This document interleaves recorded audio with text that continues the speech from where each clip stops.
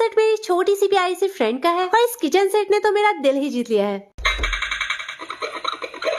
तो चलो अब मैं आपको दिखाती हूँ कि मुझे इस किचन सेट के साथ कितनी सारी चीजें रिसीव हुई है। तो सबसे पहले मैं बना रही हूँ किचन और इसके बाद मैं दिखाऊंगी कि मुझे इसके साथ कितनी सारी चीजें रिसीव हुई है और लास्ट में हम इस किचन सेट का पूरा फंक्शन देखेंगे। तो मेरी फ्रेंड दूसरे सिटी में रहती है, इसलिए मैं उसके बर्थडे पर नहीं जा पाई और जब वो मुझसे मिली तो उसने मुझसे किचन सेट या डॉल हाउस का डिमांड किया। इसलिए जब मैंने इस किचन सेट को देखा तो इसे मैंने अपनी फ्रेंड के लिए खरीदी और अभी तक मैंने इस किचन सेट के बारे में उससे नहीं बताया है। और हाँ, ये किचन सेट बहुत ही ज्यादा अफोर्डेबल प्राइस में है और अगर आपको ये किचन सेट खरीदना हो तो मैंने इसे टैग कर दिया है।